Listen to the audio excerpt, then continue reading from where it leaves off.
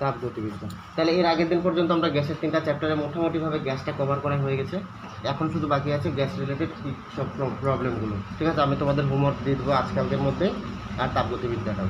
ঠিক আছে, তাহলে তাপগতিবিদ্যাতে আমরা কি দেখব, যে তাপের ফলাফল। ঠিক আছে, যে তাপের জন্য কি হচ্ছে, এবার তাপের জন্য যে হচ্ছে, কোথায় ঘটনাটা ঘটছে, কি হচ্ছে না হচ্ছে, সেই জিনিস নিয়ে, মানে তাপের থেকে এক ধরনের গতির তৈরি হবে। ঠিক আছে, ওই রকম গতি না যে তাপ দিলে ঘোড়া দৌড়াবে, ওরকম না। এটা একটা অন্যরকম কনসেপ্ট চলে আসবো আমরা এখানে, তাপগতিবিদ্যা। তার আগে আমাদের জানতে হবে আমরা যে তাপটা দিব সেটা কোথায় দিব। আজকে যেরকম আমরা পড়াশোনা করছি, আমরা একটা ঘরের মধ্যে আছি, তাহলে এটাকে আমরা কি বলবো, এটাকে আমরা বলবো একটা সিস্টেম। আমরা এখানটায় পড়াশোনা করছি, মানে যে জায়গাটায় অ্যাকচুয়ালি ঘটনাটা ঘটছে সেটা হচ্ছে সিস্টেম। এবার এই ঘরের বাইরের জায়গাটাকে আমরা কি বলতে পারি, পরিবেশ। তাই তো, আমরা যতটুকু জায়গা নিয়ে কাজ করব, এই রুমটার মধ্যে আমরা পড়াশোনা হচ্ছে, স্টাডি হচ্ছে, তাহলে এটাকে আমরা বলছি হচ্ছে কি সিস্টেম। তাহলে এর বাইরেরটা কি এনভায়রনমেন্ট বা পরিবেশ। ঠিক আছে, এই সিস্টেম প্লাস এই পরিবেশ, এই দুইটাকে নিয়ে আমরা কি পাবো,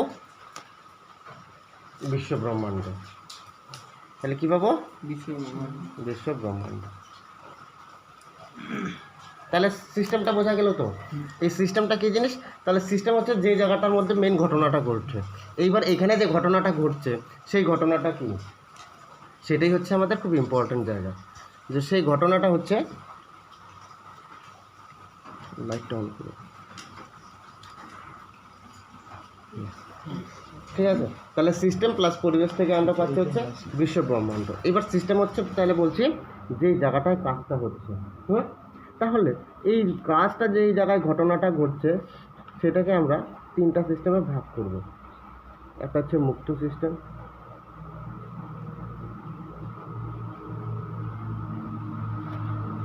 একটা বলছে বদ্ধ সিস্টেম, আর একটা বলছে হচ্ছে নিঃসঙ্গ সিস্টেম। তাহলে 3 রকম সিস্টেম আমরা করবো। মানে সিস্টেম মানে কি, যে একটা তাপগতীয় সংস্থা। তাপগতীয় সংস্থা গেল, কারণ এইখানে আমরা দেখব বিভিন্ন রকম তাপের পরিবর্তনগুলো ঘটবে। হয়তো বাইরে থেকে তাপ দিব, হয়তো বা ওই সিস্টেমটা নিজেই তাপ জেনারেট করবে। ঠিক আছে, এরকম একটা ঘটনা। তাহলে মুক্ত সিস্টেম বলতে আমরা কোনটা বুঝবো, মুক্ত সিস্টেম বলতে আমরা এমন একটা সিস্টেম বুঝবো যেখানে বাইরের থেকে তাপেরও আদান প্রদান করতে পারে এবং বাইরে থেকে জড় বস্তুরও আদান প্রদান করতে পারে। খুব ইম্পর্টেন্ট জায়গা। তাহলে কি বললাম, 1 নম্বর হচ্ছে কি, তাপ বা শক্তির আদান প্রদান ঘটবে।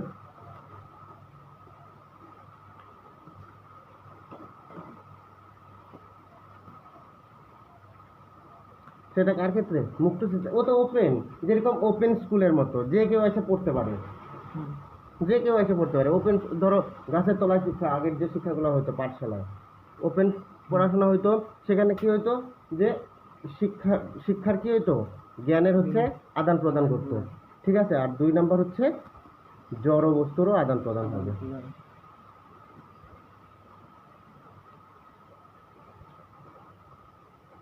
তাহলে 2 ভাবে আমরা বুঝতে পারি। দেখো, তাহলে ওপেন স্কুল যেগুলি গাছের তলায় শিক্ষা, সেখানে কি হচ্ছে, স্টুডেন্ট আসতেও পারে যেতেও পারে। তাহলে স্টুডেন্টটা এখানে কি জড়বস্তু, আর শিক্ষাটা কি, সেখানে হচ্ছে আদান প্রদান। শিক্ষাটা হচ্ছে শক্তি বা তাপ, এটারও আদান প্রদান করতে পারে। তাহলে এটাকে আমরা কি বলছি, এটাকে আমরা বলছি হচ্ছে মুক্ত সিস্টেম। তাহলে মুক্ত সিস্টেমটা বোঝা গেল, যেখানে জড়বস্তুরও আদান প্রদান করবে এবং শক্তির আদান প্রদান করতে পারে। যেরকম তোমাদের একটা জিনিস বলছি, যে আমরা যখন চা করি, কিসেতে চা করি, কেটলিতে চা করি বা কোনো একটা বাসনে চা করি, সেখানে নিচ থেকে কি দিচ্ছি, তাপ দিচ্ছি, উপর থেকে কি দিচ্ছি, জল দিচ্ছি, দুধ দিচ্ছি, চিনি দিচ্ছি, দিচ্ছি তো। তাহলে এই সিস্টেমটা কি সিস্টেম, মুক্ত সিস্টেম। ঠিক আছে, এবার আসি বদ্ধ সিস্টেম।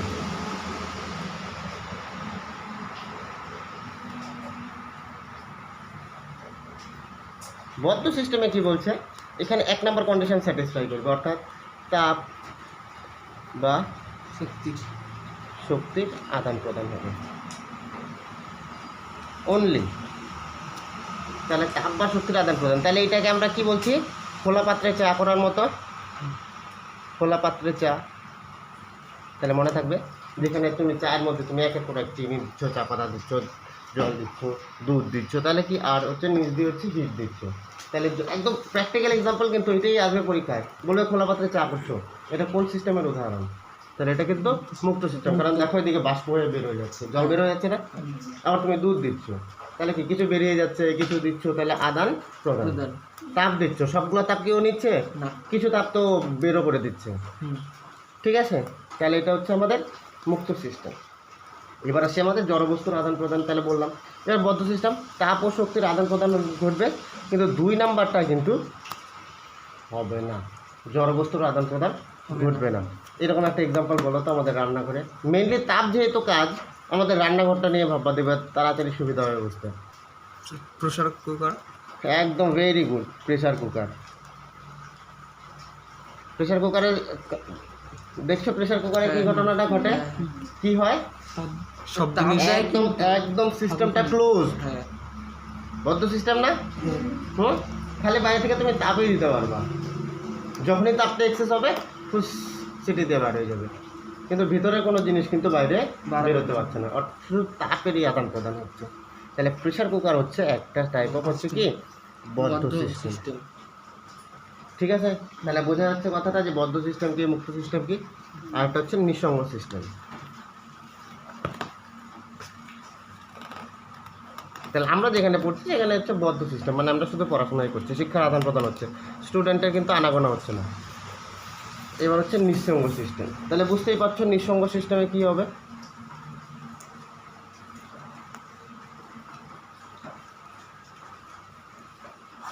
তাহলে নিঃসঙ্গ সিস্টেমের মধ্যে না এক হবে না দুই হবে, তার মানে শক্তির আদান প্রদানও হবে না,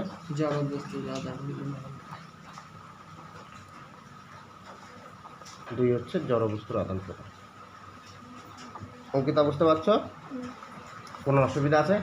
তাহলে মুক্ত সিস্টেম, বদ্ধ সিস্টেম, তাহলে এরকম একটা নিঃসঙ্গ সিস্টেমের উদাহরণ দাও।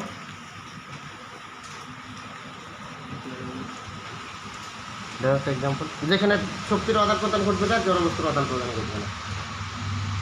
একদম প্র্যাকটিক্যালভাবে ভাবতে হবে, পরীক্ষায় ওগুলোই দিয়ে দেবে তোমাকে, জাস্ট মানে একদম মাথা থেকে বের করতে হবে যেটা কী হচ্ছে। বলছে বেশিরভাগই রান্নাঘর রিলেটেড কাজ, তাপের আদান প্রদান কিন্তু রান্নাঘরেই হয়, এসি টেসিতেও হয়। বলি এবার এখন আমরা কী করি, সবাই কী খাই একটু পরে পরে, কী জল? গরম জল। তা গরম জলটা কোথায় থাকবে গরম অনেকক্ষণ বেশি?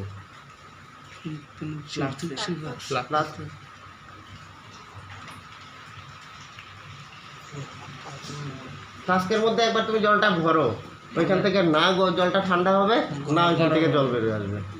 বাইরে থেকে আমি ওকে তাপ দিচ্ছিও না, তাপ নিচ্ছিও না, বাইরে থেকে জল ভরছিও না। তাহলে এই যে ফ্লাস্কটা, সেই ফ্লাস্কটা হচ্ছে আমি কী বললাম, তাহলে একটা নিঃসঙ্গ সিস্টেম, যে এখানে একবার তুমি গরম জল ভরলে এটা অনেকক্ষণ অবধি গরম থাকবে, একদম আইডিয়াল নিঃসঙ্গ না, কিন্তু কিছুটা সময় পর্যন্ত কিন্তু ও একটা নিঃসঙ্গ সিস্টেম, কারণ সেই ক্ষেত্রে ও কিন্তু তাপ বিকিরণ করে না। যদি তাপ বিকিরণ করতো তাহলে কী হয়ে যেত, ঠান্ডা হয়ে যেত। তাহলে সিস্টেম তো এটা বোঝা গেল। কোনো বুঝতে অসুবিধা আছে? এটা হচ্ছে প্রাথমিক জিনিস। তাহলে আমরা দেখব যে পরিবেশ থেকে কোথাও সিস্টেমের তাপ শোষিত হবে, আবার কোথাও সিস্টেম থেকে হচ্ছে তাপ বর্জিত হবে, ঠিক আছে? এটা আমরা একটু এটার কম্প্যারিজনটা একটু পরে আসি। এরপরে আমরা যেটা খুব ইম্পর্টেন্ট জায়গায় আসবো, সেটা হচ্ছে দুইটা অপেক্ষক বা দুইটা সম্পর্ক, সেটা হচ্ছে একটা হচ্ছে এক্সটেন্সিভ, একটা হচ্ছে ইন্টেন্সিভ প্রপার্টি। আচ্ছা, তোমাদের শুধু এইগুলোর এক্সাম্পলগুলো মনে রাখতে হবে, আমি টার্মসগুলো বলে যাচ্ছি, তোমার এক্সাম্পলগুলো 10 বার লিখে রাখবো। এক নম্বর হচ্ছে একটা হচ্ছে ভর সাপেক্ষ ধর্ম।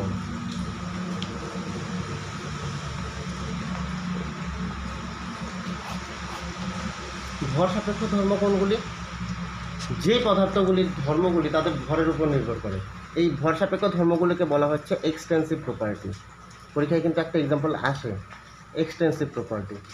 তার মানে কি, এদের কি হচ্ছে, ভরের উপর নির্ভর করে, ভরের উপর নির্ভরশীল। আমি দু একটা এক্সাম্পল লিখে দিচ্ছি যেটা পরীক্ষায় খুব আসে। এক নম্বর হচ্ছে আন্তঃশক্তি। আমি পরে আসবো আন্তঃশক্তিটা কী জিনিস। এনথালপি, এনট্রপি, মুক্ত শক্তি, তারপর হচ্ছে তাপগ্রহিতা। যে কয়টা বললাম একদম খুব ভালো করে। তাহলে পদার্থের কিছু কিছু ধর্ম আছে যেটা কিনা তাদের এই ভরের উপর নির্ভর করে। যেরকম আমি একদম খুব সিম্পল একটা এক্সাম্পল দিচ্ছি। আমি 1 কেজি ওজনের একটা লাকড়ি পোড়াবো আর 100 গ্রাম ওজনের একটা লাকড়ি পোড়াবো, তাহলে কোনটার থেকে বেশি শক্তি পাবো আমি বেশি? 1 কেজির থেকে। কেন?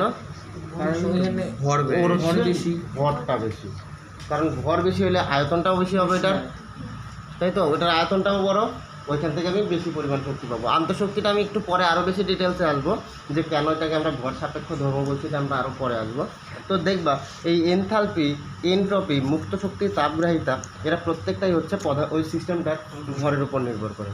এদের যত বেশি ভর হবে তাদের হচ্ছে ধর্মগুলো তত বেশি পরিবর্তন হবে।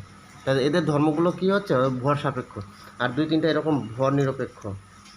এদের এক্সটেন্সিভ বলছি আর এদের বলছি আমরা হচ্ছে ইন্টেন্সিভ, ভর নিরপেক্ষ।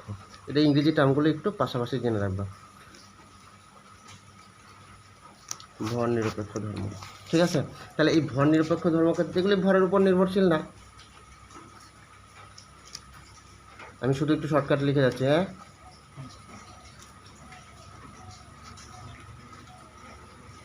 তারপরে এক্সাম্পলগুলো কী কী আছে?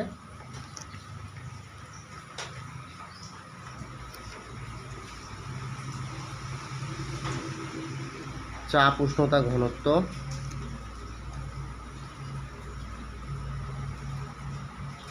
গাঢ়ত্ব, সান্দ্রতা,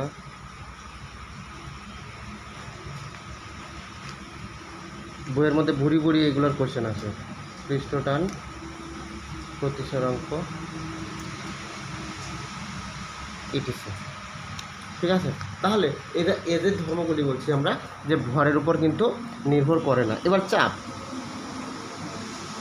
এবার গ্যাসের তো কোনো ভর বা আয়তন নাই, আছে আমরা জানি। এবার এই ঘরের মধ্যেও কিছু পরিমাণ গ্যাস আছে, ওই ঘরের মধ্যেও কিছু পরিমাণ গ্যাস আছে। এবার ধরো এই গ্যাসগুলি, এদের কি আমরা ভর গণনা করতে পারবো? তা ওই গ্যাসগুলো কী পরিমাণ চাপ দিবে সেটা কিসের উপর নির্ভর করবে?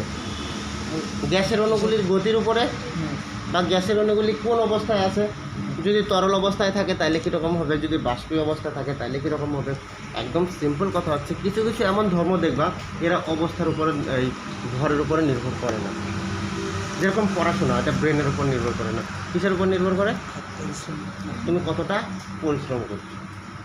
এবার ব্রেনের উপর কোন জিনিসটা নির্ভর করে? যে তুমি একটা অঙ্ক কত তাড়াতাড়ি করতে পারছো।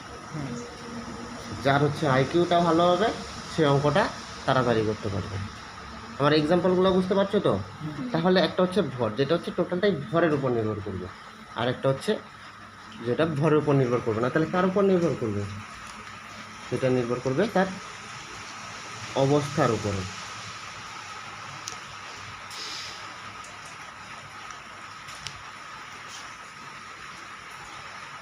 বোঝা গেল কথাটা?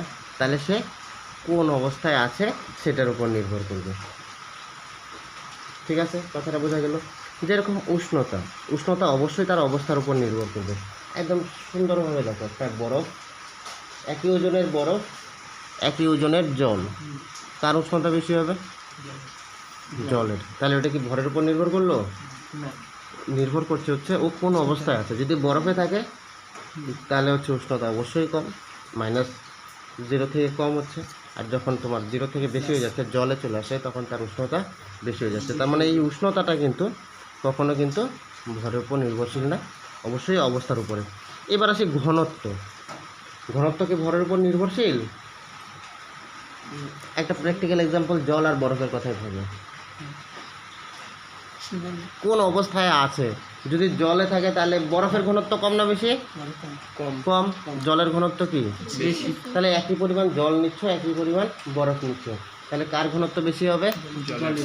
জলের। এই জন্য এই এক্সাম্পলটা পরীক্ষায় বেশি দিবে, ঘনত্ব, গাঢ়ত্ব সবাই চোখ বন্ধ করে দেবে ঘনত্ব, ওটা তো ভর সাপেক্ষ না, এ কিন্তু ভর সাপেক্ষ নয়, এ কিন্তু অবস্থা সাপেক্ষ। ইভেন গাঢ়ত্ব, তারপর সান্দ্রতা আগের চ্যাপ্টারে বলছি, কিছুটা বুঝতেই পারছো। সান্দ্রতার জন্য কী হয়, বৃষ্টির ফোঁটাগুলো কী হয়, গোল হয়ে পড়ে, ঠিক আছে, সেটা তার অবস্থার উপর ডিপেন্ড করবে। যদি কঠিন হইতো তাহলে কি আর গোল হইতো, বা বাষ্প অবস্থা হইতো তাহলে কি গোল হইতো, গোল হইতো না, তাহলে ও খেয়াল খুশি মতো করতো। যেরকম বরফ গোল হয়, যখন উপর থেকে শিলাবৃষ্টি হয় গোল হয়ে পড়ে, কিন্তু যখন জল হয়ে পড়ে তখন গোল হয়ে পড়ে। তার মানে লজিকটা কি, যে ও যে পড়ছে ডিপেন্ড করছে ও কোন অবস্থায় আছে। যদি জল হয়ে পড়ে তাহলে গোলাকার হয়ে পড়বে, আর যদি কঠিন হয়ে পড়ে তাহলে যে কোনো শেপ। কিন্তু পৃষ্ঠটানের লজিক একটাই, সেটা হচ্ছে ও সব থেকে কম আয়তন দখল করে আসবে। তাহলে পৃষ্ঠটানটাও ডিপেন্ড করছে অবস্থার উপরে। যদি কঠিন অবস্থায় থাকে তাহলে সলিড পার্টিকেল একদম কমপ্যাক্ট যে কোনো শেপের হোক, আর যদি তরল অবস্থায় থাকে তাহলে সবসময় গোল আকার ধারণ করবে। আচ্ছা, তাহলে আমাকে এটা বলো, ক্লিনিক্যাল থার্মোমিটারে পারদ কেন ব্যবহার করা হয়?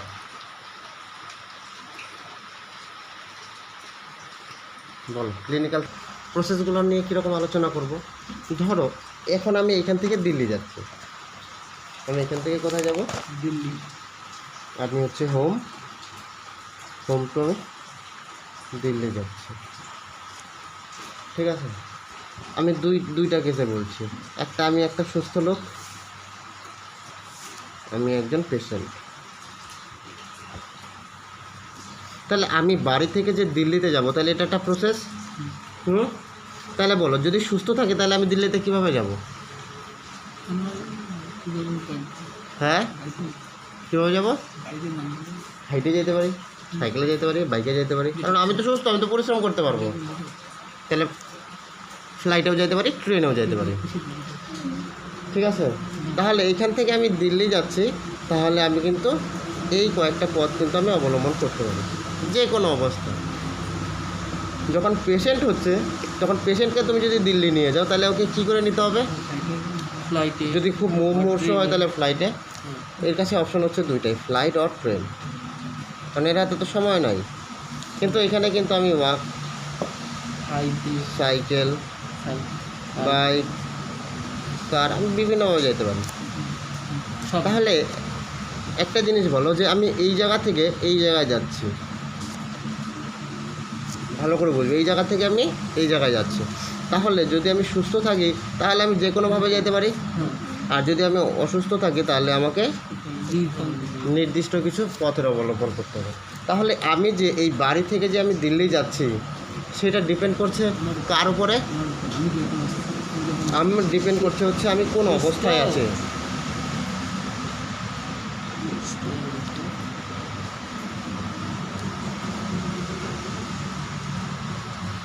ঠিক আছে, কথাটা বুঝতে পারলাম?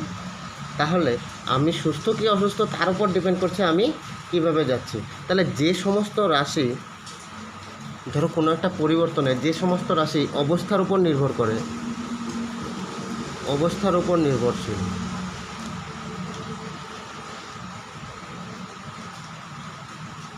তাহলে তাপগতীয় পরিবর্তন বলছি। একটা তাপগতীয় পরিবর্তনে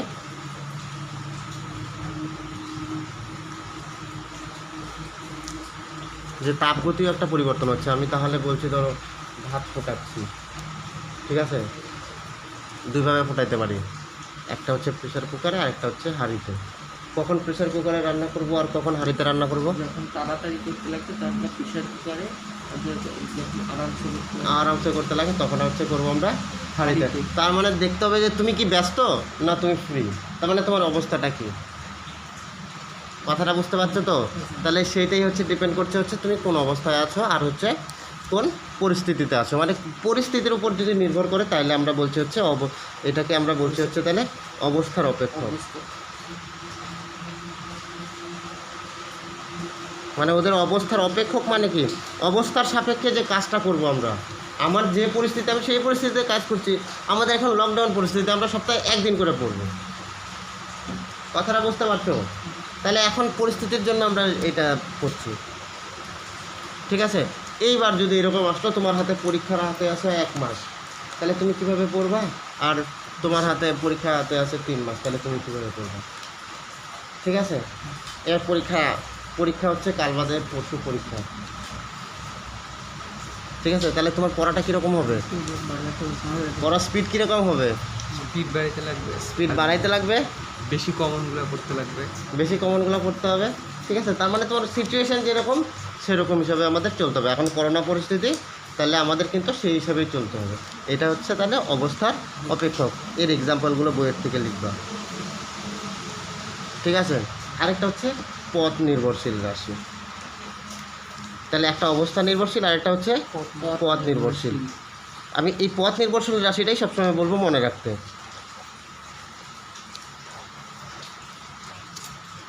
ঠিক আছে? তাহলে পথ নির্ভরশীল রাশি কোনটা?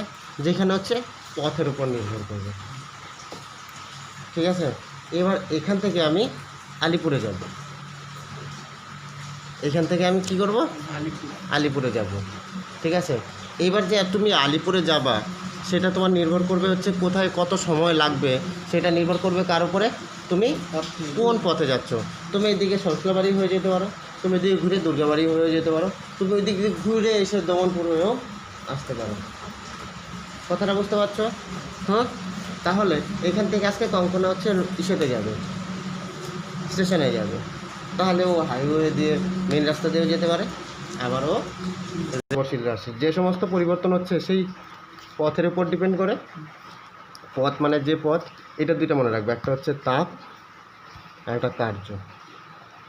এদের এক্সাম্পল, এদের সংজ্ঞাগুলি খুব কমই আসে, এদের এক্সাম্পলগুলো আসে বেশি। যে একটা পথ নির্ভরশীল রাশি, এখানে কোনটা পথ নির্ভরশীল রাশি? তাহলে তাপ আর কার্য, এটা খুব একদম দুইটাই আছে, একদম স্পেসিফিক। এটা হচ্ছে কি বলছি আমি?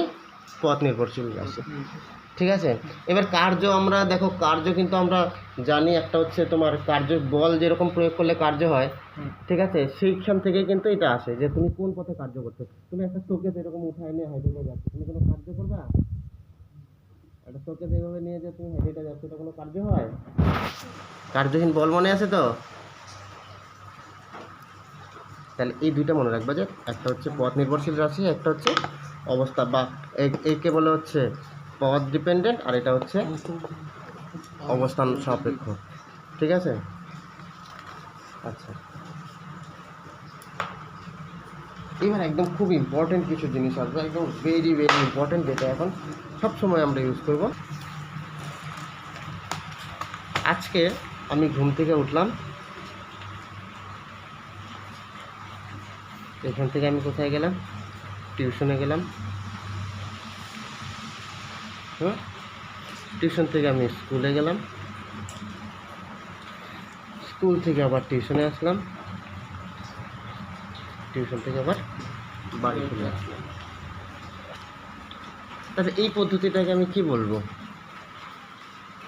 এই এই এই এই প্রক্রিয়াটাকে আমি কি প্রক্রিয়া বলবো? দেখো একটা প্রক্রিয়া ঘটছে তো। তাহলে আমি বাড়িতে ছিলাম, ঘুম থেকে উঠে সকালে গেলাম হচ্ছে টিউশন, টিউশন থেকে গেলাম স্কুল, স্কুল থেকে আবার হচ্ছে টিউশন, টিউশন থেকে আবার আসলাম কোথায়? বাড়ি। তাহলে এই প্রক্রিয়াটাকে আমরা বলতে পারি না চক্রীয় প্রক্রিয়া? বলতে পারি তো? হ্যাঁ। অঙ্কিতা কি বলতে পারি তো? চক্রাকার প্রক্রিয়া, যেখানে আমি কি হচ্ছে, যেখানে আমার স্টার্টিং পয়েন্ট এবং এন্ড পয়েন্ট আমার কি, এখানে স্টার্ট পয়েন্ট আর হচ্ছে স্টার্টিং অ্যান্ড এন্ডিং পয়েন্ট হচ্ছে কি সেম। এটাকে আমরা তাহলে কি বলতে পারি? চক্রীয় প্রক্রিয়া বা চক্রাকার প্রক্রিয়া। সেটা এক ধাপও হইতে পারে, দুই ধাপও হইতে পারে, তিন ধাপও হইতে পারে। যেরকম আমি হোম থেকে টিউশনে গেলাম, টিউশন থেকে হোমে আসলাম, তাহলে এটা চক্রাকার প্রক্রিয়া হলো না? যার শুরু আর শেষটা কি এক। আচ্ছা, এবার আসি একদম মানে মোস্ট ইম্পর্টেন্ট। তাহলে একটা জিনিস বলো তো, যদি আমি এই জায়গায় ঘুরে যদি আমি আবার এই জায়গায় আসি, তাহলে কোনো স্মরণ হবে? না। কোনো কার্য হবে? না। হ্যাঁ, কার্য হবে, কোনো কার্য হবে? কার্য তো হবে। ভালো করে ভেবে বলো, শুরু আর শেষ আমার এক জায়গায়। যেখানে ছিলাম সেই লুডো খেলার মতো পাবো। দুইয়ের থেকে তুমি যখনই তিনে গেলে, একটা কোথায় গেলা? উপরে গেলাম, ধরো 80-তে গেলা, এবার আবার 3 পড়লো, 83-তে একটা 7 খাইয়ে চলে আসলাম দুইয়ে।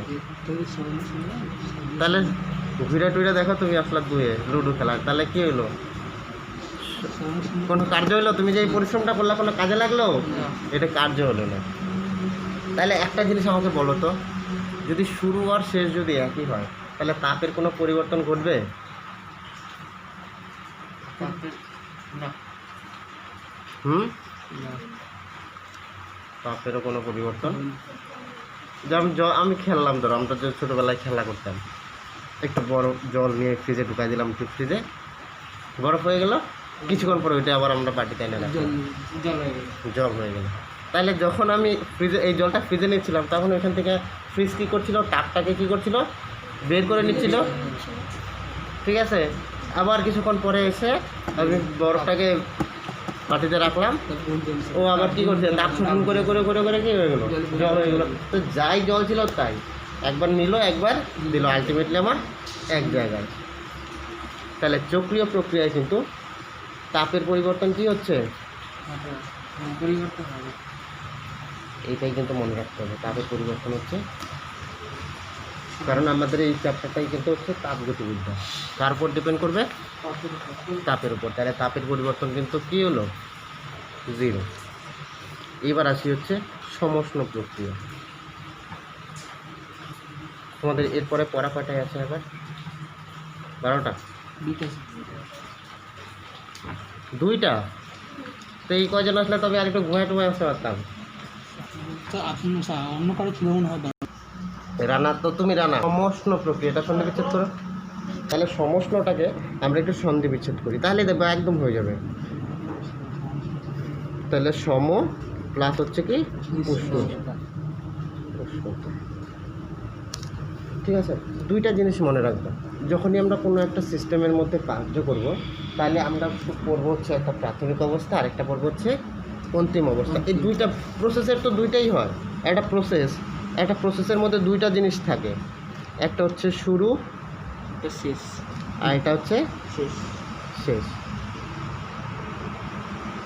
তাহলে শুরুটাকে আমরা বলছি ইনিশিয়াল অবস্থা। শুরু মানে কি ইনিশিয়াল, আর শেষটাকে আমরা কি বলি, ফাইনাল। এই 2টা কথা আমি খুব বলবো। একটা হচ্ছে, তাহলে যখন ইনিশিয়াল বলবো তার মানে কি শুরু অবস্থা বা প্রারম্ভিক অবস্থা, ইনিশিয়াল বা প্রারম্ভিক, বলে রাখছি আগে কথাগুলি। আর শেষটা হচ্ছে কি ফাইনাল। ঠিক আছে, তাহলে একটা হচ্ছে প্রারম্ভিক আর একটা হচ্ছে শেষ বা অন্তিম। এই কথা বলি তো। তাহলে প্রারম্ভিক আর হচ্ছে অন্তিম, রসায়ন বিজ্ঞানের ভাষায় হচ্ছে প্রারম্ভিক আর হচ্ছে কি অন্তিম। তাহলে প্রারম্ভিকটাকে আমরা বলছি হচ্ছে ইনিশিয়াল, আর শেষটাকে আমরা বলছি হচ্ছে ফাইনাল বা অন্তিম অবস্থান। ঠিক আছে, তাহলে এখানে আমরা বলছিলাম এখানে তাহলে একটা শুরু ছিল, আবার এটার শেষ কোথায় আছে, এখানে আছে, ভিডিওতে আছে, একটু দেখে নিব। আর অসুবিধা হলে রান্না বা সত্যদ্বীপ আছে, গৌরব আছে, ওদের বলবো বুঝিয়ে দিবি। ঠিক আছে, তাহলে সমউষ্ণ প্রক্রিয়া বলতে এরকম একটা প্রক্রিয়া যে প্রক্রিয়ার মধ্যে উষ্ণতা কি থাকবে, সমান থাকবে। মানে শুরুতেও যে উষ্ণতা ছিল শেষেও সেই উষ্ণতাই। ঠিক আছে, তার মানে থ্রু আউট দ্য প্রসেস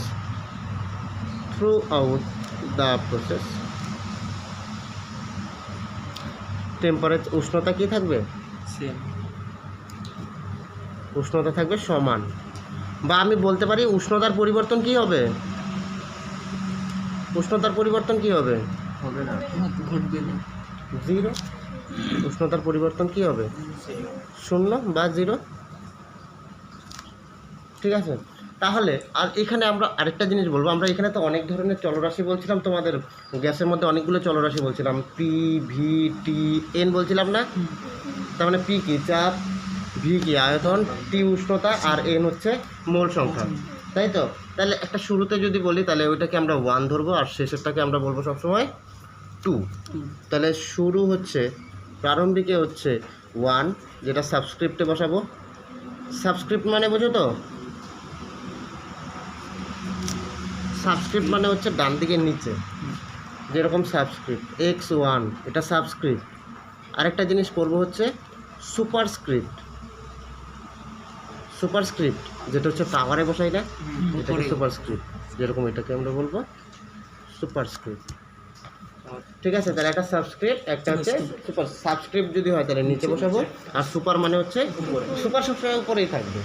তাহলে আমরা প্রারম্ভিক উষ্ণতা তাহলে আমরা কি ধরে নিতে পারি?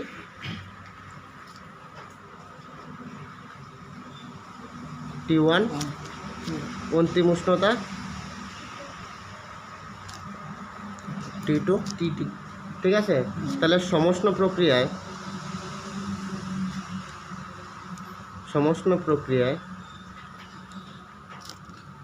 T1 সমান সমান T2, শুরু এবং শেষ কি একই। তাহলে আমরা ডেল টি মানে কি জানি? T2 minus T1। Very very very important. T2 মানে হচ্ছে কি উষ্ণতার পরিবর্তন।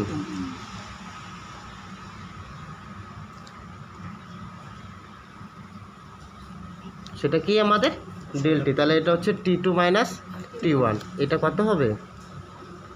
0। তাহলে পরিবর্তনটা সবসময় আমরা কি করব? শেষের থেকে। ঠিক আছে। এখন ধরো এখান থেকে আমি আলিপুর যাচ্ছি, আমি কত কিলোমিটার যাচ্ছি আমি কি করে বুঝবো? তাহলে আমি প্রথমে আমার বাইকের কাটায় দেখবো কত আছে, আর শেষে গিয়ে দেখবো আলিপুর গিয়ে কত হলো। তখন আমরা কি করব? ওইটার থেকে এটা বিয়োগ করব। ঠিক আছে। বা আজকে কেন তুমি র্যান্ডাম বলছো 80 টাকা খরচা করছো, কিন্তু যদি বলো যে পরিবর্তন কত হলো তাহলে -80। ঠিক আছে। যদি বলো খরচা তাহলে 80 টাকা, সেটা কীভাবে? 20 থেকে 100 বিয়োগ। তুমি 100 থেকে 20 বিয়োগ করতে পারো। এটা হচ্ছে তোমাদের আমাদের চলতি ভাষায়, কিন্তু কেমিস্ট্রিতে বলতে হবে যে 20 মাইনাস 100। বা অঙ্কের ভাষাই বলো না, পরিবর্তন, এটা তো ঋণাত্মক চিহ্ন, মানে বোঝা যাচ্ছে তোমার খরচ। এইবার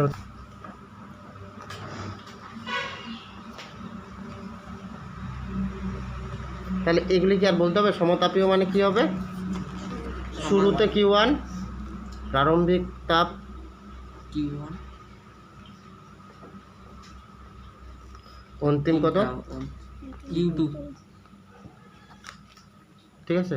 তাহলে পরিবর্তন, তাপের পরিবর্তন কত হবে থ্রু আউট দ্য প্রসেস? তাপের পরিবর্তন এটাকে ADQ দিয়েও বলা হয়। ঠিক আছে, Q2 মাইনাস Q1। তাহলে এটা একটা গেল সম আয়তনিক প্রক্রিয়া। অঙ্কিতা বুঝতে পারছো? জমা বুঝতে পারছো? বোঝা যাচ্ছে? তাহলে সম আয়তনিক কী হবে?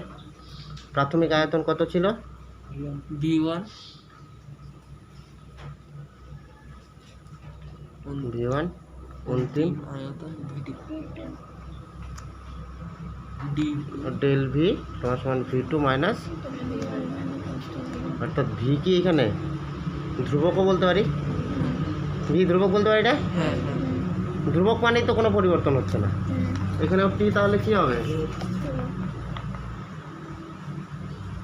মানে টি এর কোনো পরিবর্তন হচ্ছে না।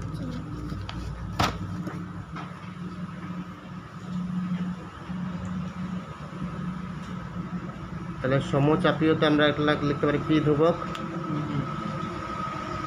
অর্থাৎ ডেল পি হচ্ছে কত? P2 minus P1 is equal to 0. তাহলে এই প্রসেসগুলো নিয়ে কোনো অসুবিধা আছে?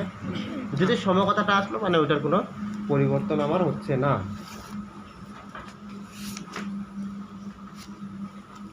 যেটা দেখো এদের ইংরেজি টার্মগুলো সমষ্ণ, আর এটাকে আমরা বলছি এখানে রুদ্ধ। এটা সমতাপীয় বলে দিয়েছে না, এটা সমতাপীয় না, এটা রুদ্ধতাপ। রুদ্ধ মানে কি? তাপটা কি হচ্ছে? রুদ্ধ, বাড়ছেও না কমছেও না।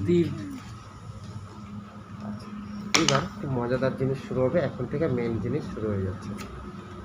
তোমাদের কাছে টাইম আছে? কি বলো? ওগুলো তো হচ্ছে কন্ডিশন, যেগুলো উষ্ণতা সমান আছে কিনা, তোমার উষ্ণতার পরিবর্তন করছে কিনা, তাপের পরিবর্তন করছে কিনা। ধরো এখান থেকে আমি যখন বাড়ির দিকে যাচ্ছি তখন তার আশপাশের পরিস্থিতিটা কী, সেগুলি হচ্ছে উষ্ণতা, যেগুলি যে বিভিন্ন চলরাশিগুলি, তাপ, আয়তন, কার্য, তারপর হচ্ছে উষ্ণতা, ঠিক আছে, এই সমস্ত হচ্ছে আমার পরিবেশ, যে আমি এখান থেকে বাড়ি যাচ্ছি, ওয়েদার কি খুব গরম নাকি মাঝারি, নাকি বৃষ্টি হচ্ছে, নাকি বাজ পড়ছে, এগুলি হচ্ছে যে যত যেই চলরাশিগুলোর কথা বললাম। ঠিক আছে, এবার আমার প্রসেসটা হচ্ছে, এবার এই তাপগতীয় প্রক্রিয়াগুলিকে আমরা দুই ভাগে ভাগ করি। একটা হচ্ছে পরাবর্তন, একটু কাছের থেকে করবে, হ্যাঁ, কারণ ভিডিও করলে পরে দেখবে কি বোঝা যাচ্ছে না। অপরাবর্তন, ওখান থেকে মনে হবে যে ক্লিয়ার, কিন্তু যখন নিচে করবা তখন ক্লারিটি থাকে না। তাহলে দুই ধরনের প্রক্রিয়া, একটা হচ্ছে পরাবর্তন, যেটাকে ইংরেজিতে বলা হচ্ছে রিভার্সিবল, আর একটা অপরাবর্তন, যেটাকে আমরা বলছি হচ্ছে ইরিভার্সিবল। তাহলে একটা রিভার্সিবল আর একটা পরাবর্তন, একটা অপরাবর্তন। যেরকম এই কলমটাকে দিলাম, আবার এখানে ব্যাক করে আসলাম, দেখো এই যে এখানে যতটা হচ্ছে এখান দিয়ে যাচ্ছে, দেখো এই জায়গাটায় শুধু ফোকাস করলাম, যতক্ষণ অবধি না মানে ক্লিকটা হচ্ছে, দেখো যতটা আমি এদিকে ঠেলছি, ও আমাকে কিছুক্ষণ পরে ও আমাকে এইটুকু জায়গা আবার ব্যাক করে দিল। এটা এটা কতক্ষণ চলবে? যতক্ষণ কলমটা থাকবে। তাহলে যতটা আমি ঠেলছি ঠিক আবার উল্টা দিকে আসছে। ঠিক আছে, এর ক্ষেত্রে কিন্তু বাকি অবস্থাগুলির কোনো পরিবর্তন ঘটছে না, চাপ, উষ্ণতা, আয়তন, এগুলোর কোনো পরিবর্তন ঘটছে না। বা যদি ওদের, আমি যদি এখন এখানে দেখো এই বলটা আমি কোন দিকে দিচ্ছি, এদিকে দিচ্ছি, তাহলে পরিবর্তনটা কোন দিকে হচ্ছে? এদিকে হচ্ছে। যখন আমি বলটা সরায় নিচ্ছি তখন কি হচ্ছে? পরিবর্তনটা উল্টা দিকে হচ্ছে। কথাটা বোঝা গেল? তাহলে আমি ওকে ধাক্কা দিলাম, ওই দিকে গেল, ধাক্কা যখনই সরাই নিলাম তখন সে এদিকে চলে আসলো। মানে যখনই এই যে এই সমস্ত প্রক্রিয়াগুলি আমি দেখব, যে আমার হচ্ছে বল প্রয়োগের দিকটাকে যদি যখনই আমি সরাই নিচ্ছি তখন সে কিনা কি হচ্ছে? পূর্বের অবস্থায় চলে আসে। এটাকেই আমরা বলছি হচ্ছে পরাবর্ত প্রক্রিয়া, মানে রিভার্স করে, যতটা সামনে যাচ্ছে ততটা পিছনে। যেরকম বাইক বা স্কুটিতে বা সুপারগুলি আপ ডাউন, যতটা যাচ্ছে ততটাই আবার আসছে, যতটা যাচ্ছে ততটাই, যতটা ডাবছে ততটা উঠছে। ঠিক আছে, অর্থাৎ যখন প্রেশার দিচ্ছে তখন সোকারটা ডাকছে, যখনই প্রেশার সরে যাচ্ছে আবার সোকারটা নিজের জায়গায় চলে আসলো। এই প্রসেসগুলোকে আমরা বলছি তাহলে কি পরাবর্ত পদ্ধতি। ঠিক আছে, অর্থাৎ বল প্রয়োগের অভিমুখ যখন চেঞ্জ হয়ে যাচ্ছে, চলরাশিগুলি যখন ঘুরায় দিচ্ছে তখন আগে যায় আসে। একদম খুব সিম্পল, দেখো যখন আমি জলের থেকে তাপ উঠায় নিলাম কী হয়ে যাবে? ঠান্ডা, জলের থেকে তাপ উঠায় নিলাম, বরফ হয়ে যাবে, ঠান্ডা হয়ে যাবে। আবার বাড়ি থেকে তাপ দিচ্ছি, তাহলে বরফটা হয়ে যাবে, বরফটা আবার কী হয়ে যাবে? জলে পরিবর্তন হয়ে যাবে। তার মানে এদের যে কোনো একটারই যদি আমি ক্ষুদ্র পরিবর্তন ঘটাই তাহলে কী হবে? একটা পরিবর্তন ঘটবে। আবার যখন এই পরিবর্তনটাকে আমি সরাই নিয়ে আসবো তখনই কী হবে? আগের অবস্থানে ফিরে আসবে। এটাকেই আমরা বলবো হচ্ছে পরাবর্ত প্রক্রিয়া। এবার পরাবর্ত প্রক্রিয়ায় যে কার্যটা হবে সেটাকে আমরা বলবো পরাবর্ত কার্য। ঠিক আছে, তাহলে পরাবর্ত প্রক্রিয়ার বৈশিষ্ট্যগুলো একটু রিডিং দিয়ে রাখবা। দেখো আমি একটু রিডিং দিয়ে বলছি। কোনো সিস্টেম যদি এরূপ প্রক্রিয়ায় অংশগ্রহণ করে যে প্রক্রিয়াটি অসংখ্য ধাপে অতি মন্থর গতিতে সংঘটিত হয়, খুব ইম্পর্টেন্ট, এটা হচ্ছে অতি ক্ষুদ্র এবং মন্থর গতি।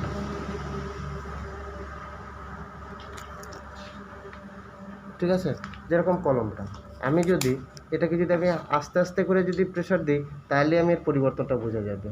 আর আস্তে আস্তে যদি আমি সরাই নিই বলটা তাহলে আস্তে আস্তে কিন্তু ও আবার আগের জায়গায় কিন্তু চলে আসে। ঠিক আছে, তাহলে অসংখ্য ক্ষুদ্র এবার এটাকে যদি আমি একদম খুব যদি স্লো মোশনে চালাই তাহলে দেখবো যে অল্প যাচ্ছে না। যেরকম ওই জিনিসের মধ্যে দেখবা, ওই যে কোনো সিনেমার মধ্যে দেখবা যখন অ্যাকশন রিপ্লাই দেখায় না, তখন দেখবা যে এই আস্তে আস্তে ঘুষি দিচ্ছে, স্লো মোশন। হ্যাঁ। আর নাইলে রান আউটের ক্ষেত্রে দেখবা, স্টাম্প আউট, রান আউটের ক্ষেত্রে এই দাগে যাচ্ছে, এই জায়গাটার মধ্যে এই যাচ্ছে, আবার দেখছে আসছে, চেক করে করাটা। হ্যাঁ, রান আউটের সময় থার্ড আম্পায়ার কী করে? এটা তার মানে কি, দেখো খুব অল্প পরিবর্তনগুলো দেখায়, যেন দেখে যে দাগের মধ্যে আসে কি আর, বোঝা যাচ্ছে? তাহলে এই যে যাচ্ছে আস্তে আস্তে, মানে যখন এই ক্যামেরাটাকে রিভাইন্ড করলো তখন এবার পিছনে চলে আসলো, ক্যামেরাটা ফরওয়ার্ড করলো তার মানে সামনে চলে গেলো। আর ওইগুলো প্রসেস সবসময় কি অতি ক্ষুদ্র ধাপ, মানে অসংখ্য এবং খুব মন্থর গতিতে হবে। ঠিক আছে, তাহলে বলছে যে কোনো পর্যায়ে সিস্টেমের উপর বাহ্যিক প্রযুক্ত বলের মান অতি সামান্য বৃদ্ধি বা হ্রাস করলে, মানে বলের মানটা আমি একটু বৃদ্ধি করলাম তাহলে কী হলো, সামনের দিকে কার্য হলো, হ্রাস করলাম তাহলে আবার উল্টার দিকে গেলো। তাহলে এটাকেই বলছি আমরা কি পরাবর্তক প্রক্রিয়া। ঠিক আছে, এর বৈশিষ্ট্যগুলো কিন্তু অবশ্যই একটু দেখে নিবা, অবশ্যই অবশ্যই। মন্ত্রগতিটা ভেরি ইম্পর্ট্যান্ট। এর বৈশিষ্ট্যটা, যে কথাগুলি বলছে ওই কথাগুলি এখানে আছে। ঠিক আছে, বলছে এটার জন্য কিন্তু বৈশিষ্ট্য তো বলছে অনেক সময় দরকার, অসীম সময় প্রয়োজন এই প্রসেসটা শেষ হইতে। কারণ একটা প্রসেস একদম এত ক্ষুদ্র ক্ষুদ্র ধাপে হচ্ছে না যে আমি এখান থেকে মানে ওই 10 কিলোমিটার 1 মিটার দূরে যাব, ওরা দেখাবে যে আমার পা হচ্ছে প্রথমে উঠছে উঠছে উঠছে তারপরে যাচ্ছে যাচ্ছে যাচ্ছে যাচ্ছে, এরকম প্রসেসগুলো দেখবা এত লম্বা প্রসেস, তখন তোমার আর ধৈর্য থাকবে না। এই যে দেখবা ডান্সের মধ্যে থাকেটা একটু হাঁটবে, কিন্তু ওই হাঁটাটা দেখো কতবারে গিয়ে মানে কতক্ষণ সময় গিয়ে হাঁটে, তাই তো ডান্সের মধ্যে। তো এইটাই হচ্ছে পরাবর্তী প্রক্রিয়া, দেখবার যাচ্ছে আস্তে যাচ্ছে আস্তে, এটাতে আরও স্লো করলে তো আরও অনেকটা বেশি হবে। ঠিক আছে, এই বৈশিষ্ট্যগুলো একটু দেখে নিবা, অসীম সময়ের প্রয়োজন। আর বলছে এদের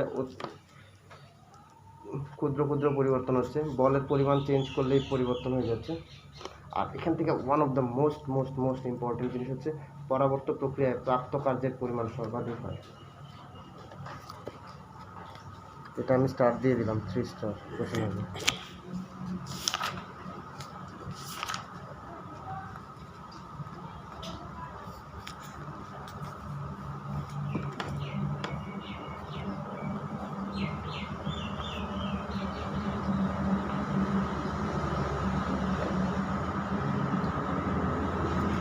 মানে পরাবর্তক প্রক্রিয়ায় যে কার্যটা হবে সেটার হচ্ছে সব থেকে বেশি পরিমাণে কার্য হবে। এবার মজাদার জিনিস হচ্ছে এইটা যে বাস্তবে এমন কোনো প্রসেসেই নাই যেটা পরাবর্তক। এই স্প্রিংটাও একটা সময় পরে খারাপ হয়ে যায়, কমপ্লিট পরাবর্তন না এটা।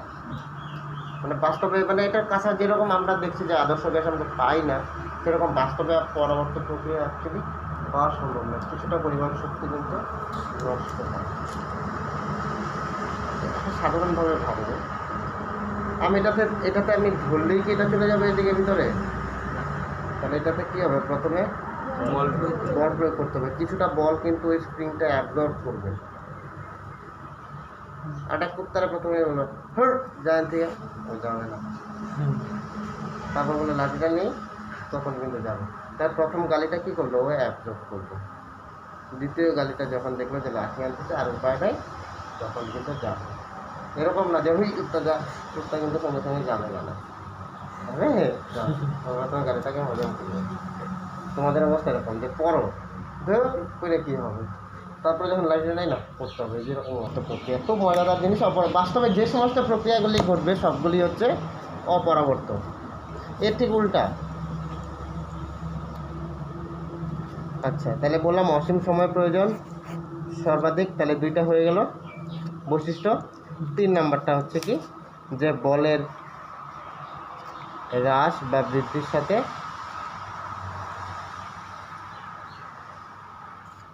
সঙ্গে প্রক্রিয়াটা কি হবে, ও আরও তো বললাম অতি ক্ষুদ্র আছে। ঠিক আছে, প্রক্রিয়াটি বিপরীতমুখী হয়। যদি বল বাড়াও তাহলে হচ্ছে একদিকে যাবে, কমাইলে উল্টার দিকে আসবে, তাহলে বিপরীতমুখী। তাহলে এই বৈশিষ্ট্য। আর অপরাবর্ত, যদি পরাবর্ত শিখে গেলে তাহলে অপরাবর্ত আর কোনো সমস্যাই নেই। এটা খুব ফাস্ট হবে, ভেরি ফাস্ট, মানে খুব দ্রুত গতিতে হবে, এবং বিশেষ করে দেখবা সিঙ্গেল স্টেপ,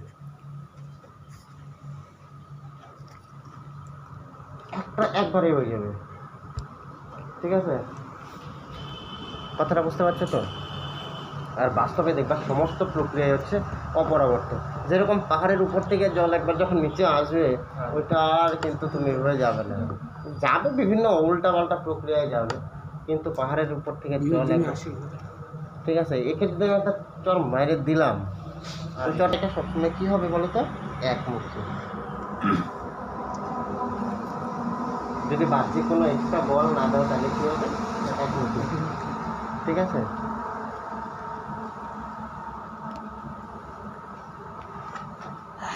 এটা খুব তাড়াতাড়ি হয়ে যায়, একদম খুব সিম্পল।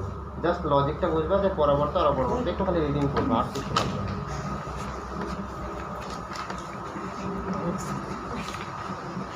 এখন ফার্স্ট মতে আসতেই পারছে না। বলছি কি আন্তঃশক্তি, সে যে কোনো জড়বস্তুই হোক তার মধ্যে কিছুটা পরিমাণ শক্তি কিন্তু থাকে, যেটাকে আমরা প্রকাশ করব হচ্ছে দুইটা কনভেনশন হয়।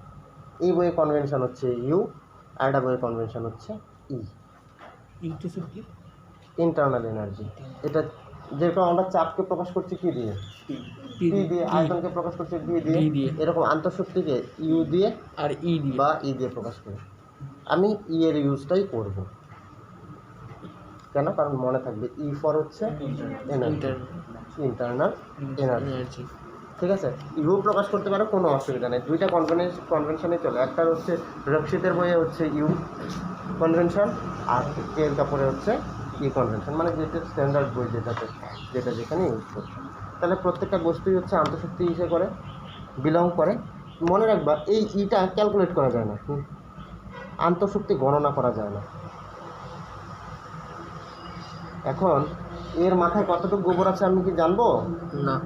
আমি কি বুঝবো এর মাথায় গোবর আছে কি নাই, সেটা কি করে বুঝবো?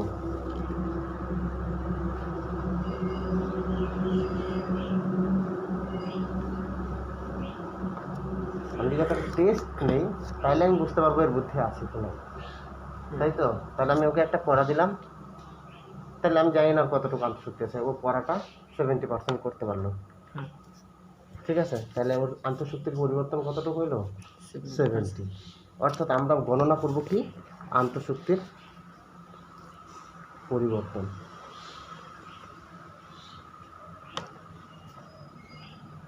এটা নিয়ে কাজ, সেটাকে আমরা প্রকাশ করবো হচ্ছে ডেল ই দিয়ে। ডেল ই মানে কি? E2 minus E1। তার প্রাথমিক যেটা আছে সেটা E1, আর অন্তিম যেটা সেটা হচ্ছে E2। তাহলে আমরা শুধুমাত্র গণনা করবো কি আন্তঃশক্তির পরিবর্তনটুকু, কার ভিতরে কতটুকু শক্তি আছে সেটা কিন্তু আমরা গণনা করতে পারি না। এবার একদম খুব ইম্পর্টেন্ট এবং খুব ইম্পর্টেন্ট জায়গায় একটা যেটা আসবো, সেটা হচ্ছে ধরো কোনো একটা বস্তুর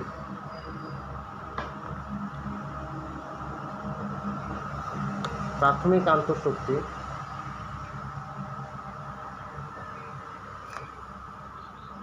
E1, অন্তিম আন্তঃশক্তি কত?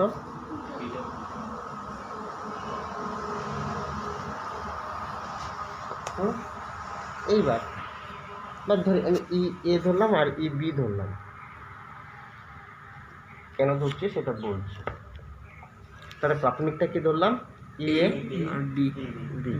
কোন প্রসেসে? যখন একটা প্রসেসে এ থেকে বিতে প্রসেসটা মুভ করলো, তাহলে একটা প্রক্রিয়া ঘটলো, তাপগতীয় প্রক্রিয়া, যেখানে কি হচ্ছে এ থেকে কি হচ্ছে পরিবর্তন হয়ে এ বিক্রিয়া করে বি তৈরি করছে, সোজা হিসাব। ঠিক আছে, তাহলে তাহলে এর আন্তঃশক্তি কত? এর আন্তঃশক্তি হচ্ছে ই এ, আর এর আন্তঃশক্তি কত? এটাই বোঝার জন্য বলছি। তাহলে এই সিস্টেমটায় প্রাথমিক আন্তঃশক্তিটা ই এ, অন্তিম আন্তঃশক্তিটা বি। ইবি। এইবার আমি বললাম যে ই এ গ্রেটার দেন ইবি, তার মানেটা কি? তার মানেটা হচ্ছে এর শক্তিটা কি হচ্ছে বেশি, এর শক্তিটা হচ্ছে কি কম। তাহলে এর শক্তিটা বেশি, এর শক্তিটা কম। তাহলে যখন এরকম একটা প্রসেস ঘটছে যে বেশি শক্তি থেকে কম শক্তির দিকে যাচ্ছে, তাহলে বাকি শক্তিটা কি হবে? বর্জিত হয়েছে। বর্জিত হবে। কিন্তু কিসেতে বর্জিত হবে? শক্তিটা কি রূপে বর্জিত হবে কোনো প্রসেসের মাধ্যমে? কার্য দ্বারা তাপ রূপে, তাপরূপে। তাপ রূপে, যেটা পরবর্তীতে কার্যতে রূপান্তরিত হবে। তাহলে কিছুটা পরিমাণ, তাহলে যখন ইএ গ্রেটার দেন ইবি হবে, তাহলে এই কিছুটা পরিমাণ শক্তি আমার এক্সেস থাকছে, সেই শক্তিটা কি করবে? তাহলে শক্তি, এই এক্সেস শক্তি ইএ মাইনাস ইবি, এই শক্তিটা কি হবে? তাপ রূপে বর্জিত হবে, তাপ উৎপন্ন করবে। ভালো করে বুঝবে এই জায়গাটা, একদম খুব সহজ। এটার শক্তি বেশি, এটার শক্তি কম, তাহলে বাড়তি শক্তিটা কোথায় যাবে? শক্তি রূপান্তর করবে, সেটা কোথায় যাবে? তাপ রূপে। তাহলে এই শক্তিটা কি তাপ উৎপন্ন করবে। তাহলে এই প্রসেসটায় কি প্রসেস হবে? তাপদায়ী না তাপগ্রাহী? তাহলে যখন ইএ গ্রেটার দেন ইবি, তার মানে কিছুটা শক্তি এক্সেস থাকছে না, তাহলে এটাকে আমরা বলবো হচ্ছে তাপদায়ী প্রক্রিয়া। সপ্তদ্বীপ বুঝতে পারছো? তাপদায়ী বা তাপমোচী প্রক্রিয়া।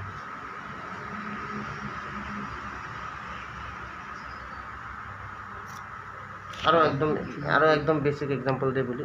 ধরো এ এর শক্তি হচ্ছে, এ থেকে বিতে যাচ্ছে, এর শক্তি হচ্ছে 100 কিলো জুল ইন্টারনাল এনার্জি, এর শক্তি হচ্ছে ধরো 70 কিলো জুল। তাহলে এখান থেকে তাপ উৎপন্ন হবে কত কিলো জুলের? 30। তাহলে 30 কিলো জুল কি হবে? তাপ। তাহলে এখান থেকে কি তাপ রিলিজ হচ্ছে, তাহলে আমি তাপ পাচ্ছি। হিমা বুঝতে পারছো? অসুবিধা আছে কোনো এই জায়গাগুলোতে?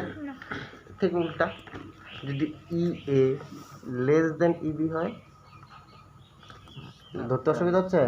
ওকে দাও, বরফকে দাও। তাহলে এটা কি হয়ে যাবে?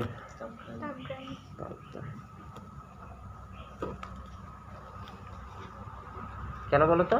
কারণ এই যদি তাপ শোষণ করে তাহলে গিয়ে ওর সমান শক্তি সম্পন্ন হবে। ঠিক আছে, কথাগুলি বুঝতে পারছো? তাহলে প্রত্যেকেই একটা শক্তি বিলং করে, যেটাকে আমরা বলছি ইন্টারনাল এনার্জি। প্রত্যেকটা বস্তুর মধ্যে সেটা লুকায় আছে। সেই ইন্টারনাল এনার্জিটা গণনা করা যায় না, আমরা শুধুমাত্র গণনা করতে পারি আন্তঃশক্তির হচ্ছে পরিবর্তন। ঠিক আছে, যদি অন্তিম আন্তঃশক্তি প্রাথমিক আন্তঃশক্তি অবস্থা কম হয় তাহলে সেই প্রক্রিয়াটা হবে তাপদায়ী। যদি অন্তিম শক্তিটা বেশি হয় এবং প্রাথমিকটা কম হয় তাহলে সেটা হচ্ছে তাপগ্রাহী। তাহলে তাপদায়ী আর তাপগ্রাহীর মধ্যে বোঝা গেল সম্পর্কটা। মানে যেটা আমি বলছিলাম, যে শীতের কাছে আছে আগে 100 টাকা, পরে গিয়ে দেখলাম হচ্ছে কত, 20 টাকা। তাহলে ও কি করলো? ওই টাকাটা উড়াইলো, আবার টাকা উড়াইলো। যখনই নিজের টাকা এসে যাবে তখন আর উড়াবে না। তাহলে উড়াইলো মানে কি? টাকা উড়াইলো মানে কি? তাপ উৎপন্ন করলো। ঠিক আছে, শুরুতে ছিল কনকের কাছে হচ্ছে 20 টাকা, রাত্রে দেখলো কত হয়ে গেল, কত? 100 টাকা। তো এই 20 টাকাও কি করলো? তাহলে 20 টাকা থেকে 100 টাকা, তাহলে এই 20 টাকা থেকে 100 টাকা হইলো কি করে? চুরি করছে রাত্রে জায়গায়।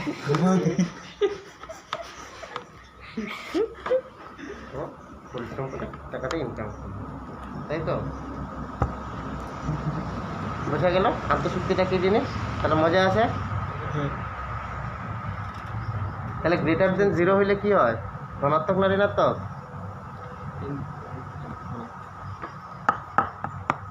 আচ্ছা, তাহলে এখান থেকে একটা বেসিক লজিক একদম দেখি, এটা শুধু কনকেই বলবে।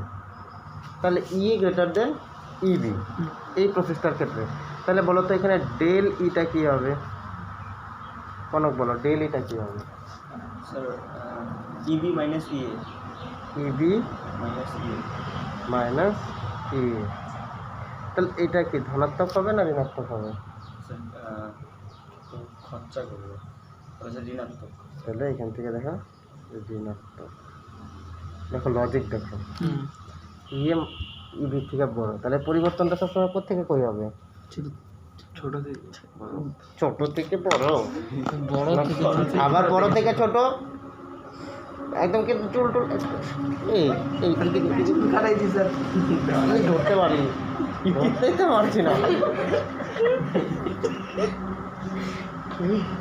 ছোট থেকে বড় না বড় থেকে ছোট? অন্তিম থেকে শেষ, আমি বড় ছোট জানি না। তাহলে শেষ মাইনাস অন্তিম থেকে শুরু, অন্তিম থেকে হচ্ছে প্রাথমিক। ঠিক আছে, তাহলে এই ক্ষেত্রে ডেল ই তাহলে কি হবে? প্রত্যেকটাই হচ্ছে অন্তিম থেকে প্রাথমিক।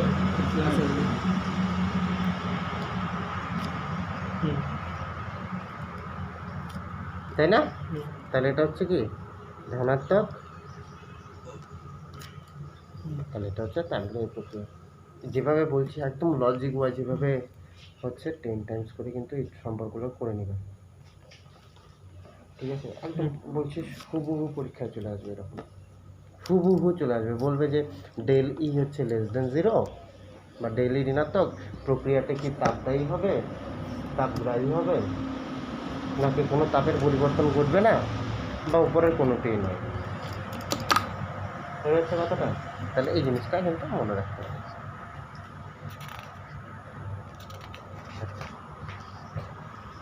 এইবার চলে আসছি তাপ আর কার্য। এইবার চলে আসতো আমার আসল জিনিস। এবার আমরা প্রথম সূত্রের দিকে একটু একটু করে কিউ আর কার্য চিহ্নটা আমরা কী ধরে নিচ্ছিলাম? ডাব্লিউ।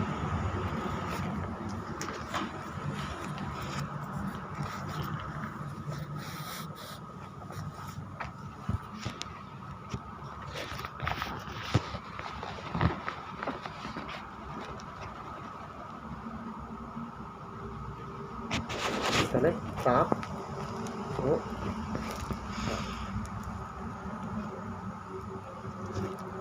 তাপ ও তাপ।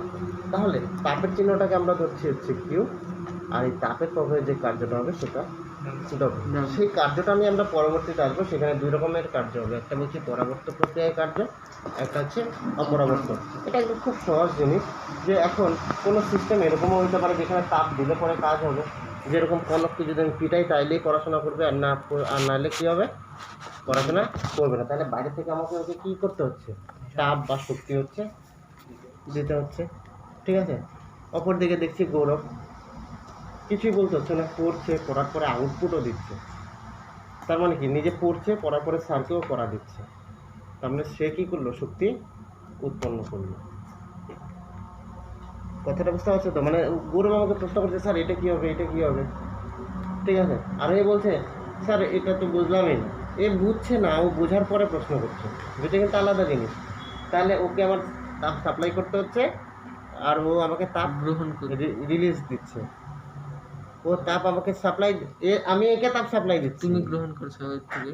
আর আমি ওর থেকে তাপ নিচ্ছি। হ্যাঁ, ঠিক আছে? এটা খুব মজাদার জিনিস। এবার দুটার চিহ্ন নিয়ে পরীক্ষায় খুব খুব কন্ট্রোভার্সি তৈরি হবে। সেটা হচ্ছে যে তাপের চিহ্নটা কি। এখানে যে কনভেনশনটা বলে প্রথম অবস্থায়, তাপের যে যদি কোনো সিস্টেমের মধ্যে আমি তাপ দিই, এটা একটা সিস্টেম।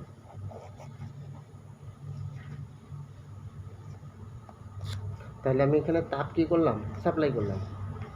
তাপ কী বলবো এটাকে? সাপ্লাই করাটাকে কী করলো? সরবরাহ।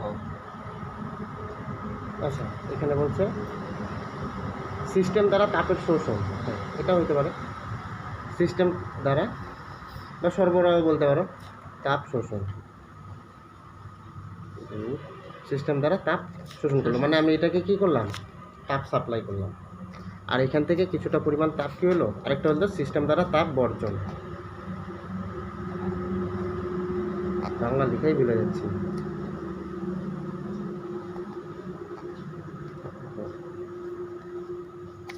একদম সিম্পল লজিক, সিম্পল। সেটা হচ্ছে এর একটা ইন্টারনাল এনার্জি আছে, এর মধ্যে কিছুটা পরিমাণ শক্তি আছে। আমি বাইরের থেকে হচ্ছে কী করলাম? সিস্টেমের মধ্যে যদি শোষণ করে, তাহলে বাইরে থেকে আমাকে তাপ সাপ্লাই করতে হবে। যদি তাপ সাপ্লাই করি, তাহলে এর আন্তঃশক্তি বাড়বে কি কমবে? বাড়বে। হ্যাঁ, বাইরে থেকে তাপ সাপ্লাই করতেছি, শক্তি বাড়বে কি কমবে? শক্তি বাড়বে না? বাড়বে তো, আন্তঃশক্তি বাড়বে। আন্তঃশক্তি বাড়বে। আন্তঃশক্তি বাড়বে কি বাড়বে না? আন্তঃ- ও তো যেরকম আছে এটা তো ফিক্সড আন্তঃশক্তি।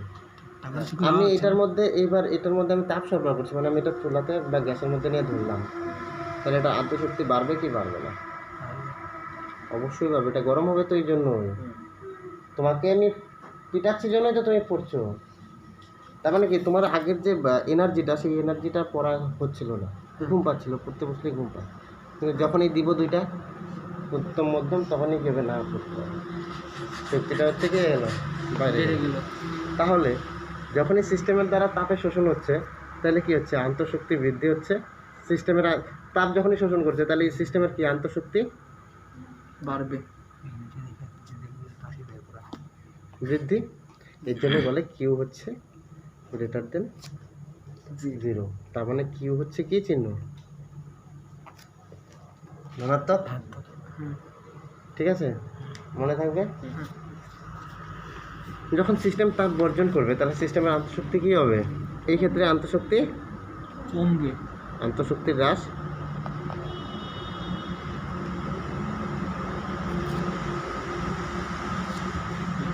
তাহলে হচ্ছে কিউ কি হচ্ছে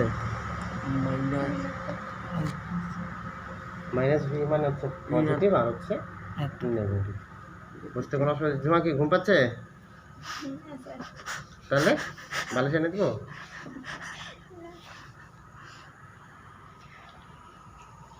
সকাল সকাল কথা কষ্ট, একটু স্টপ করো। খুব ভিডিও হবে, 1 ঘন্টা হয়ে গেছে।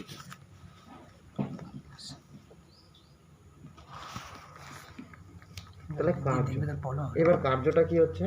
কার্যটা বলছে যে কার্যটা হচ্ছে যে কার্যটা দুই ভাগে হতে পারে। এখানে কার্যটাকে আমরা দুই ভাগে ভাগ করতে পারি। কার্যটা কি আমি করছি না কার্যটা সিস্টেম করছে? অর্থাৎ আমি বলি সিস্টেমের উপর কার্য। সিস্টেমের উপর কার্যটা কে করবে? সিস্টেমের উপর বাইরে থেকে করবে, আমি তুমি করবো, আর এটা হচ্ছে সিস্টেম দ্বারা কার্য।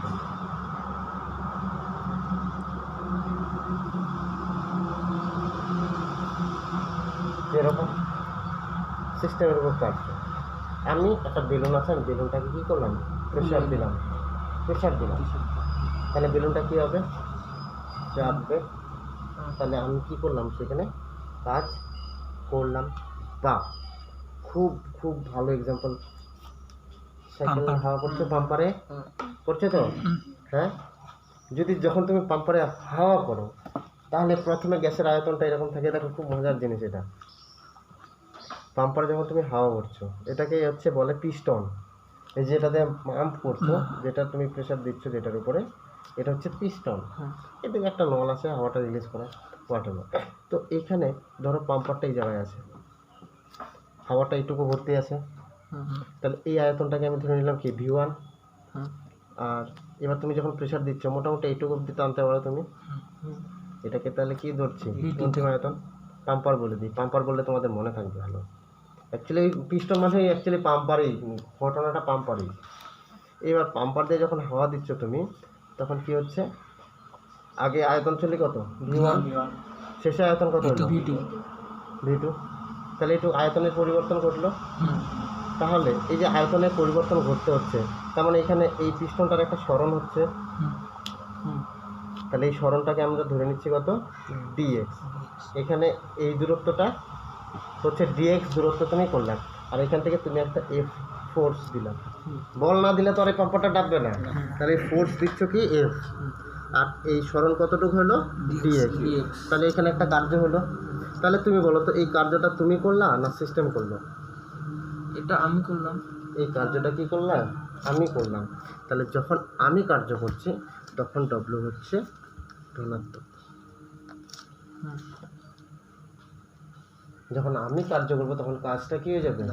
ধনাত্মক। কিছুক্ষণ পরে দেবা পাম্পারটা, যখনই তুমি প্রেশারটা সরাই দিবা পাম্পারটা কি করবে? উপর দিকে ঠেলবে। এইবার হচ্ছে তুমি ফোর্স সরাই দিলা, এখানে ফোর্স তুমি দিচ্ছিলা তাই কিন্তু ডাব ছিল। আর এইবার আমি আসি এই জায়গাটায় V1। কেন? কারণ তুমি তখন প্রেশারটা কি হচ্ছে? সরাই দিছো। তাহলে পাম্পারটা এখানে ছিল তখন, তাই না? তখন পাম্পারটা কি করলো? একটু বাইরে গিয়ে এখানে চলে আসলো। কারণ দেখো হাওয়া করতে গেলে দেখো উল্টা দিকে একটা ধাক্কা কিন্তু দেয়। প্রথমটা হচ্ছে তুমি কার্য করছো, কিছুক্ষণ পরে কার্য করলো, সিস্টেম কার্য করলো। তাহলে এটা সিস্টেম দ্বারা কার্য। এটা হচ্ছে কি মাইনাস V মানে হচ্ছে ঋণাত্মক বা লেস দেন জিরো বা ঋণাত্মক। ঠিক আছে? এই চিহ্নটা কী করে আসে এটা আমরা একটু পরে ডিরাইভ করব, যেটাই সমকলন থেকে আসে। শুধু এটুকু মনে রাখো যে আমরা যদি সিস্টেমের উপরে কার্য করি তাহলে ধনাত্মক, আর যদি সিস্টেম কার্য করে তাহলে ঋণাত্মক। কেন? কারণ হচ্ছে আমরা যখন এই কার্য করব সিস্টেমের উপরে তখন এর আন্তঃশক্তিটা বাড়ে। কিন্তু যখন সিস্টেম নিজে কার্য করবে, এবার ধরো আমি কিছুই খাইনি, আমি একটা কাজ করব, তাহলে আমার যে ভিতরে যে কাজ করলে আমার শক্তিটা কমবে না বাড়বে? কমবে। আমার আন্তঃশক্তিটা কমবে। সেই জন্য হচ্ছে সিস্টেম দ্বারা কার্য হচ্ছে। আমি ধরো একটা সিস্টেম, তাহলে তুমি আমার উপরে কার্য করছো, তাহলে আমার শক্তিটা কী হবে? বাড়বে। ঠিক আছে? আর আমি যদি কার্য করি তাহলে আমার শক্তিটা কী হবে? কমবে।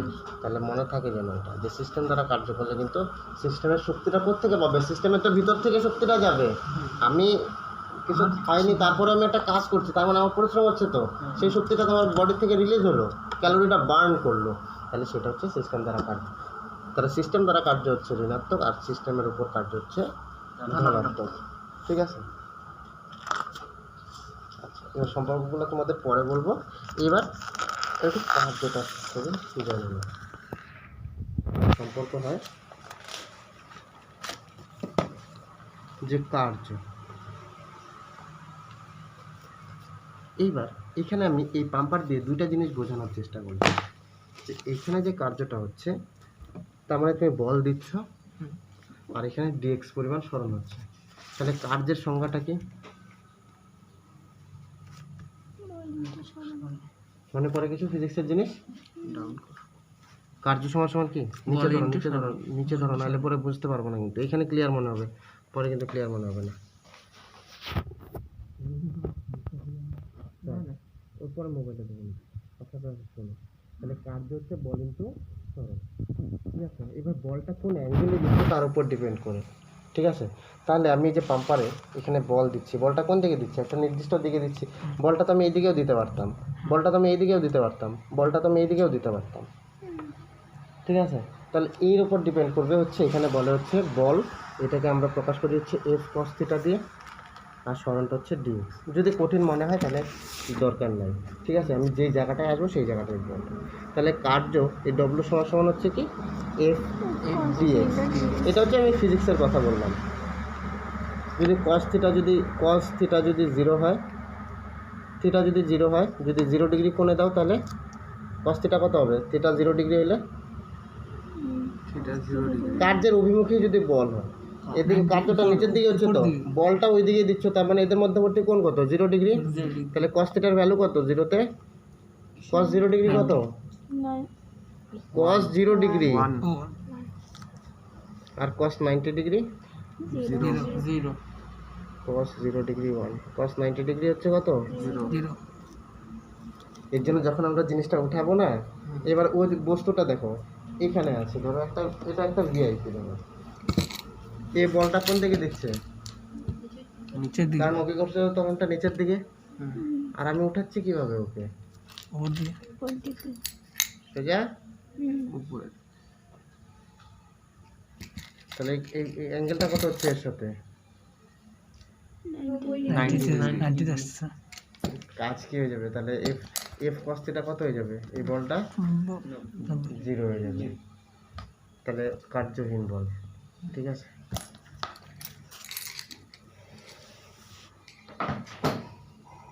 আচ্ছা তাহলে এই হচ্ছে আমার গল্প। এটুকু যদি নাও করো কোনো দরকার নেই। এবার কথা হচ্ছে, তাহলে আমি যে বলটা দিচ্ছি সেই বলটা কি একটা চাপ দিচ্ছি?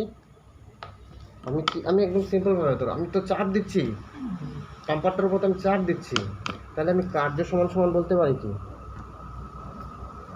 চাপ দিচ্ছি, এই চাপটা, আর কি হচ্ছে? এই চাপটা দেওয়াতে কি হচ্ছে দেখো, আয়তনের পরিবর্তন হচ্ছে, আয়তনের পরিবর্তন না? রানার কি বুঝতে অসুবিধা হচ্ছে? একদম খুব খুব সিম্পল লজিক। দেখো এখানে কার্য মানে আমি বলছি, তাহলে চাপ প্রয়োগ করছি, আর আয়তন পরিবর্তন, আর হচ্ছে চাপটা হচ্ছে বল, আর সরণটা কি হবে? যে কতটুকু পিস্টনটা সরলো, এটা তো পিস্টনের সরলো একটু, এখানে পিস্টনটা আগে ছিল, এখান থেকে সরে এখানে আসলো, তাহলে এটাই হচ্ছে আয়তনের পরিবর্তন।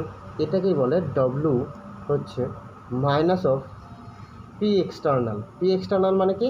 বাহ্যিক চাপ, আর হচ্ছে আয়তনের পরিবর্তন ডিভি। আয়তনটা পরিবর্তন কোথায় হচ্ছে? ছিল শুরুতে V1, শেষটা কত? V2, মনে রাখবা। পি এক্সটার্নাল এটা হচ্ছে বাহ্যিক চাপ, ভেরি ইম্পর্ট্যান্ট। ঠিক আছে, V1 হচ্ছে কি প্রাথমিক আয়তন,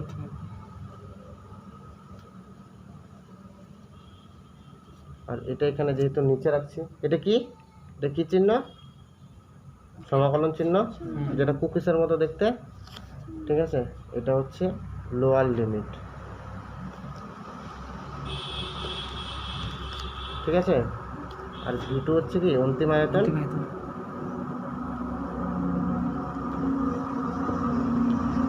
এটা হচ্ছে আপার লিমিট, মানে লোয়ার থেকে আপার, ঠিক আছে, মানে অন্তিম প্রাথমিক থেকে অন্তিমে যাচ্ছি। আর আয়তনের পরিবর্তন কতটুকু ঘটলো? V2 minus V1 DV, dV বা যেটাকে আমরা বলছি হচ্ছে কি V2 মাইনাস, V1 ঠিক আছে। এখান থেকে যে সম্পর্কটা আছে সেটা হচ্ছে W সমান সমান P এক্সটার্নাল V2 মাইনাস, এই সম্পর্কটা ভেরি ইম্পর্ট্যান্ট।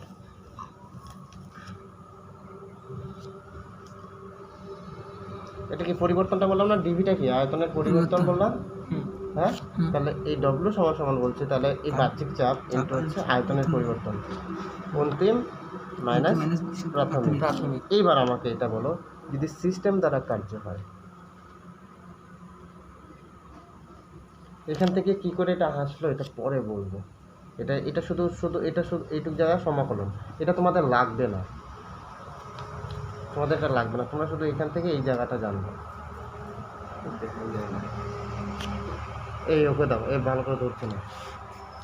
তাহলে সিস্টেম দ্বারা যদি কার্য হয়, আমি যদি সিস্টেমের উপরে কার্য করি, তাহলে V1 বড় হবে না V2 বড় হবে? সিস্টেমের উপরে যদি কার্য করি, পাম্পারটা এখানে, পাম্পারটা এখানে দেখো, আমি সিস্টেমের উপরে কার্য করছি, V2 বড় হবে, আমি যখন বাইরে থেকে চাপ দিব আয়তন সবসময় কি হয়ে যাবে? ছোট হয়ে যাবে। এখানে কি V1 গ্রেটার দেন V2 না? যখন সিস্টেম কার্য করবে ও কি করতে চাবে? ও তো বাড়তে চাবে। সিস্টেম কখনো এরকম চাবে না যে আয়তন কম, আয়তন কম। কারণ আমি বাইরে থেকে যদি তাপ দেই, ও কি হবে? শক্তি বাড়বে। বেলুনটাকে দেখবে একটু আগুনের পারে নিবা, বেলুনটা বড় হবে, এমন বড় হবে, ফাইটে যাবে। ঠিক আছে। তাহলে যখন আমি বাইরে থেকে তাপ দিচ্ছি বা বাইরে থেকে শক্তি দিচ্ছি, তখন কিন্তু এর এনার্জিগুলো বাড়বে। যেরকম আমরা বলছিলাম তাপের মধ্যে গতিশক্তি বাড়ে কিন্তু বাইরে থেকে তাপ দিলে, বলছিলাম না প্রবাহ উষ্ণতার সাথে সমানুপাতে। তাহলে কি হচ্ছে? তখন ও কী করতে চাবে? এক্সপ্যান্ড করতে চাবে। আজকে কনককে যদি আমি ওর নাকের মধ্যে যে বড়শিটা আছে এটা যদি আমি ছেড়ে দিই, তাহলে ও কী করবে? ওর এলাকা কী করতে থাকবে? বাড়তে থাকবে। যেরকম আগের দিনে রাজারা কী চাচ্ছিল? সবসময় কী করতো? সাম্রাজ্য বিস্তার করতে, রাজারা সিস্টেম। আর বাইরের সূত্র কী করতো? সবসময় বাইরের রাজাগুলোকে চাপায়। তাহলে সিস্টেম দ্বারা কার্যতে কী হচ্ছে দেখো, V1 greater than V2। Sorry V1 V2 V1 V2 greater than V1। তাহলে V2 মাইনাস V1 হচ্ছে কি ধনাত্মক হয়ে যাবে, হবে কি হবে না? তাহলে W সমান কি হবে? মাইনাস, মানে ঋণাত্মক কিন্তু এটুকু হয়ে যাবে plus minus into plus minus সিস্টেমের উপর কার্য। এটা কি আরেকটু ডিটেলসে বলতে হবে? বুঝতে অসুবিধা হচ্ছে কোথাও? সিস্টেমের উপর কার্য। তাহলে এখানে দেখো V1 গ্রেটার দেন V2, তার মানে V2 মাইনাস V1 ঋণাত্মক, ঠিক আছে। তুমি সংখ্যা ধরেও করতে পারো। তো যদি এটা 5 হয়, এটা 3 হয়, যদি তুমি হচ্ছে উপরে কার্য করো, তাহলে 3 মাইনাস 5 মানে কত? -2। আর এখানে চাপের আগে তো মাইনাস আছে, তাহলে প্লাস। তাহলে W হচ্ছে কি হয়ে যাবে? এই কন্ডিশনটুকুই লাগবে, এই জায়গাটুকু ভেরি ইম্পর্টেন্ট, ঠিক আছে। আর একটা কথা যেটা এখানে বলে রাখছিলাম, যে পরাবর্তক প্রক্রিয়ায় কার্যের পরিমাণটা কিন্তু বেশি হয়। এখানে তোমাদের সম্পর্কগুলো আমি দেখিয়ে দিব, এই সম্পর্কগুলো খাতার মধ্যে বারবার করে তুলে রাখবা। ডেল ভি, ডেল পি এগুলো ইউজ করি, কিন্তু দেখবা এই জায়গাটায় এই ডেল কিউ বা DW এদের ইউজ হয় না, মানে ডি কথাটা আসে না কিউ আর ডব্লিউর ক্ষেত্রে, ঠিক আছে। কারণ যখন কোনো প্রক্রিয়া হয় তখন তাপের পরিবর্তন বা কার্যের পরিবর্তন, এর কোনো আর আলটিমেটলি শেষে এর কোনো আর অস্তিত্ব থাকে না। যে তাপের কত পরিবর্তন হচ্ছে বা কার্যের কত পরিবর্তন হচ্ছে, শেষে তার কোনো অস্তিত্ব থাকে না। এই জায়গাটা কিন্তু পরীক্ষায় আসে যে DQ বা DW কেন ইউজ করেন, এটা MCQ এর জন্য আসে। এই কারণ এরা হচ্ছে সিস্টেমের ধর্মই না, এই যে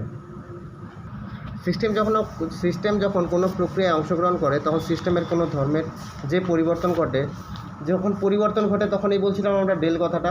ডেল মানেই হচ্ছে কি অন্তিম মাইনাস প্রাথমিক, ঠিক আছে? অন্তিম এবং প্রাথমিক অবস্থার ধর্মটির মানের পার্থক্য, মানে অন্তিম মাইনাস প্রাথমিক, তার মানে কি দুজনের মানের পার্থক্য বলছিলাম।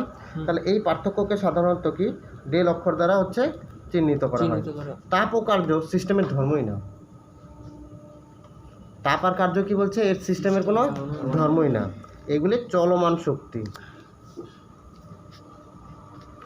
প্রক্রিয়া শুরুর আগে এবং প্রক্রিয়া শেষের পরে এদের কোনো অস্তিত্ব নেই। তাই ডেল পি ডেল ভি এর মতো আমরা ডেল কিউ বা ডেল ডব্লিউ লিখতে পারি না।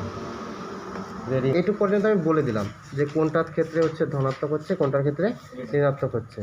এই যেটা আমি কিন্তু খাতায় করে দিয়েছি, ঠিক আছে? এখানে খুব বেশি ডিটেলসে দেওয়া আছে। এইবার দেখো পরাবর্ত প্রক্রিয়ায় চাপ আয়তনিক কার্য। তোমরা শুধু এই হেডিংটা লিখবা, পরাবর্ত প্রক্রিয়ায় কি বলছে, চাপ আয়তনিক কার্য। চাপ আয়তনিক কেন বলছে, দেখো চাপ দিচ্ছ জন্য আয়তন কমছে, বা ভিতর থেকে গ্যাস একটা নিজে চাপ দিচ্ছে যার জন্য আয়তনটা বাড়ছে। তাতে করে কী হচ্ছে, হয় সিস্টেম হোক বা আমরা হই, তাহলে চাপ দেওয়ার জন্য একটা আয়তনের পরিবর্তন করছে, এর জন্য বলে চাপ আয়তন কার্য। এবার তোমাদের মনে রাখতে হবে হচ্ছে পরাবর্ত প্রক্রিয়ায় হচ্ছে কার্যটা কী। এই যে পরাবর্ত প্রক্রিয়ায় হচ্ছে এই যে কার্যটা, এটা এই জিনিসটা কিন্তু মনে রাখতে হবে। ডব্লিউ রিভার্সিবল, REV মানে হচ্ছে রিভার্সিবল, পরাবর্ত প্রক্রিয়া। তাহলে কার্যটা হচ্ছে এরকম PDV। এবার এখান থেকে খুব ইম্পর্টেন্ট এই জিনিসটা মনে রাখতে হবে, এই চার্টটা দেখো। ডব্লিউ রিভার্সিবল মানে পরাবর্ত প্রক্রিয়ায় কার্য হচ্ছে -nRT/ln V2/V1। V2 কি অন্তিম আয়তন, আর V1 হচ্ছে কি প্রাথমিক আয়তন। n হচ্ছে মোল সংখ্যা, আর হচ্ছে আমার কি সার্বজনীন গ্যাস ধ্রুবক, T হচ্ছে যে উষ্ণতা থাকবে, অবশ্যই সেটা পরম উষ্ণতা কেলভিন স্কেলে, ঠিক আছে? এবার এটা যদি লগে কনভার্ট করো, এটা যেরকম ln ছিল এটা লগে কনভার্ট করলে 2.303। আর বয়েলের সূত্র অনুযায়ী পি আর ভি একের সাথে আরেকটা কী সম্পর্ক, ব্যস্ত সম্পর্ক। যখন দেখবা এরকম V2 উপরে থাকবে পি এর ক্ষেত্রে, হ্যাঁ এটা হচ্ছে না, ছুটি দিয়ে দেবো, এই ছুটি হয়ে যাবে। তো এই রিভার্সিবল দেখো P1/P2, ঠিক আছে? সেই একই রকমভাবে, কারণ আমরা দেখো এটার এত কিছু কেন এখানে রাখো পরে। তো এইবার দেখো আদর্শ গ্যাসের সংকোচনজনিত, একদম কিছুই না, ঘুরে ফিরে একই গল্প। সংকোচন যখন হবে তখন V1 কী হবে, ছোট হবে, আর V1 বড় হবে, V2 হচ্ছে সংকোচন মানে কি, আমি হচ্ছে ওই পাম্পারটার কথা ভাবো। পাম্পারটার মধ্যে কী হচ্ছে, প্রেশার দিচ্ছ, তাহলে গ্যাসের আয়তনটা কী হবে, আস্তে আস্তে কমে থাকবে। শুরুতে একটা আয়তন ছিল আর শেষে আয়তনটা থাকবে। এবার যদি সংকোচন হয় তাহলে আয়তনের সংকোচন হবে, তাহলে V1 হচ্ছে কি বড় আর V2 হচ্ছে ছোট। সেই এই একই রকমই গল্প, এখানে শুধু দেখবা আয়তনের ছোট বড়। এই যে এই কথাটাই দেখো, 1 ও 2 নং সমীকরণে ডব্লিউ রিভার্সিবলের চিহ্ন ধনাত্মক, কারণ হচ্ছে এই প্রক্রিয়াটিতে V2 V1। যখন এই সংকোচন কথা আসবে তার মানে অবশ্যই প্রাথমিক আয়তন বেশি ছিল। সংকোচন কখন বলবো, যখন আয়তনটা হ্রাস হচ্ছে, এর জন্য V2 V1, আর হচ্ছে P2 P1। কারণ যদি V বড় হয় তাহলে P ছোট হবে। আরেকবার বলবো, এটা V এর সাথে P এর সম্পর্ক। যদি আয়তন বেশি হয় তাহলে চাপ কম হবে, যদি চাপ বেশি হয় তাহলে আয়তন কম হবে। যদি V2 বড় হয় তাহলে P2 ছোট হয়ে যাবে, P2 কম হয়ে যাবে, ঠিক আছে? আমি এটা যদি পুরো চাইপে ধরি করে এইভাবে, তাহলে কী হবে, এর আয়তন কমবে। তাহলে কনকটা যদি এরকম চিপা দিয়ে ধরি পড়াশোনা না করার জন্য, তাহলে কী হয়ে যাবে, ওর আয়তন কমবে। তার মানে কি চাপ বাড়াচ্ছে, আয়তন কমবে, চাপ বাড়লো আয়তন কমলো, আয়তন যদি বাড়ে চাপ কমবে। এর জন্য V2 যদি V1 হয় তাহলে P2 P1 হবে, ঠিক আছে? এবার ঠিক একই রকমভাবে পরাবর্ত প্রক্রিয়া, এই সম্পর্কটা কিন্তু খুব ইম্পর্টেন্ট। এটা কিন্তু অবশ্যই 15 বার করে লিখে রাখবো, এরকম যেগুলি সেটা আছে। এইগুলো কিন্তু অঙ্কন হ্যাঁ, এর জন্যই বলছি একদম ডাইরেক্টলি এই সূত্রের মধ্যে অঙ্ক বসাই দেওয়া উত্তর চলে আসবে, যেটা ম্যাক্সিমাম স্টুডেন্ট হচ্ছে অ্যাভয়েড করে যাবে। আমি বলে দিব যে এই ফর্মুলাটায় বসাবো অঙ্কটা ডেটা অ্যান্সার চলে আসবে। এবার সেটা পরবর্তীতে বললাম। তোমরা শুধু এইটুকু মনে রাখো, দেখো না সবই একই আছে, তোমার সংকোচন প্রসারণ কিছুই জানার দরকার নাই, তুমি শুধু এই সম্পর্কটা মনে রাখো এনআরটি এলএন V2/V1, তার আগে দেখো মাইনাস আছে, ঠিক আছে, দেখো ওইখানেও কিন্তু তাই আছে এনআরটি এলএন V2/V1। এইবার যখন তোমার সংকোচন হবে তাহলে V2 ছোট হয়ে যাবে, আর যখন প্রসারণ হবে তখন V2 বড় হয়ে যাবে। তুমি এই সম্পর্কটাই শুধু 15 বার লিখো, আর কিচ্ছু লাগবে না আমি বলছি। সংকোচন মানে তো বললামই বারবার করে। আচ্ছা, আর হচ্ছে এন মোল আদর্শ গ্যাসের সমষ্ণ অপরাবর্ত সম্প্রসারণে সম্পাদিত কার্য, ওটা পরাবর্ত ছিল, এটা হচ্ছে কি অপরাবর্ত।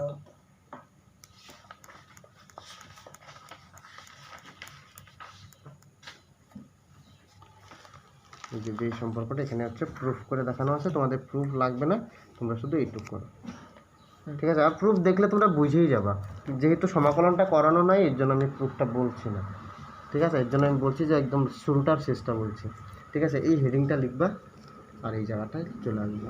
কন্ডিশনগুলো হেডিংগুলো শুধু মনে রাখবা, হেডিংগুলো দিয়েই পরীক্ষায় কোশ্চেন থাকবে যে গ্যাসের মুক্ত সম্প্রসারণে গ্যাস দ্বারা কৃতকার্য। মুক্ত সম্প্রসারণ মানে কি, গ্যাসটা কখন নিজে অটোমেটিকভাবে বাড়তে থাকবে, একটা গ্যাস অটোমেটিকভাবে বাড়ছে, কখন বাড়তে থাকবে, এ কখন হচ্ছে ছাড়াগুঁড়ো হয়ে যাবে, যখন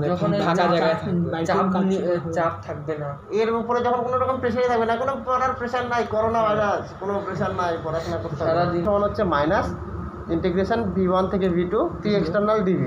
এবার বাহ্যিক কোনো চাপই নাই, PX কত 0, তাহলে কার্য কত 0। ঠিক আছে। দেখো এটাও কিন্তু কেমিস্ট্রিতে তাই আসলে, যদি কোনো চাপ না থাকে ঘন্টাও কাজ করবো না আমি। আমার যদি কোনো চাপ, আদর্শ গ্যাসে হচ্ছে আমরা বারবার বলছি যে চাপ ইন্টু আয়তনের পরিবর্তন P ΔV minus ΔN RT, এটা তোমাদের আগেই জানো।